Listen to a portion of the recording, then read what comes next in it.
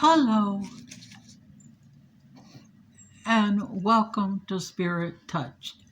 We're still talking about being inside or outside the box.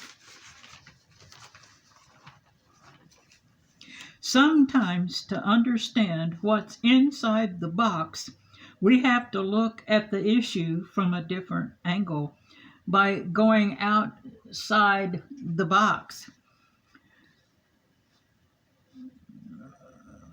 For that light bulb flash of understanding. What the world thinks of as trash is our dearest treasure. Yes, Jesus was the box the Jews were looking for, but they refused to see him as Messiah because his wrapping wasn't pretty enough for them. Therefore, God opened up the box for the Gentiles. Don't miss the best gift of all just because the box isn't pretty enough. The best gift came in a plain box with brown paper wrapping and no strings attached. Yes, looking outside the box can be dangerous, but sometimes it points us to the right box where our greatest treasure lies, because the word says in Matthew 6:21 and Luke 12:34, we are treasures in God's box. But is he the treasure in our box? Think of the Bible as your treasure box. Opening it takes Open it daily. Let him show you the treasure he has waiting for you there. I promise you will be glad you did. Then don't be shy about sharing what you find there with others. There are so many out there who don't know where to look, and you may be the one he has chosen to help them find it. Don't hoard your treasure, because the more you share it, the more he gives you, and he has a never-ending supply. Let's keep mining those nuggets.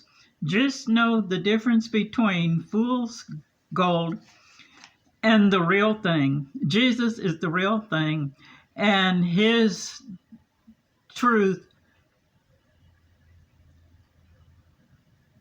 and wherever you find it. Don't ever let it fool you. When thank him for all the treasure he has given you so far. Let's look at Jesus for a minute. Everything he did was outside the box, and it angered the Pharisees to the point they allowed him to be killed. He taught by parables and example. He healed on the Sabbath, Matthew 12:10 through 12. He even took corn off the stalk and ate it on the Sabbath, Matthew 12:1 and 2.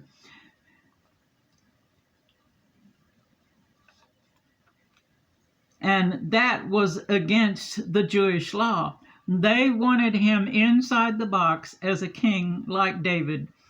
But his mission was always to be outside the box, so he could save not just the Jews, but the Gentiles too.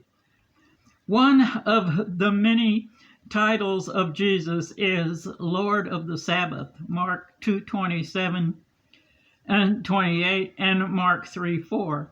One of the things he came to do was set them free from the Jewish law. So doing those things on the Sabbath was not breaking the law, it was fulfilling the law. God is sovereign. That means he can do what he wants when he wants for his reasons and to accomplish his purposes. Then in the Old Testament,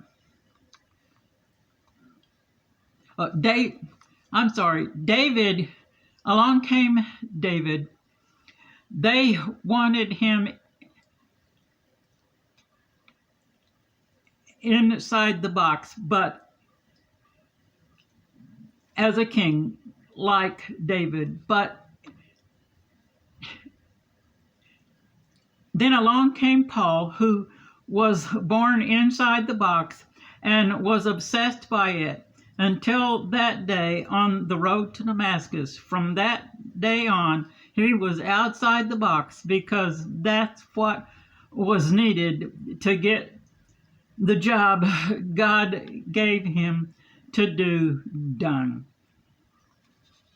Then in the Old Testament, there was Noah building that ark when there was no sign of rain, was outside the box. The people mocked him for it because they didn't understand until the flood came, and then it was too late for them. But Noah was inside the box then, and his family was saved, which goes to show us it can go either way or both ways.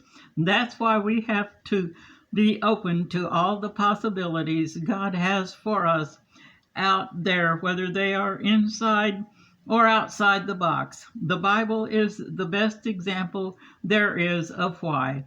Everything in the Old Testament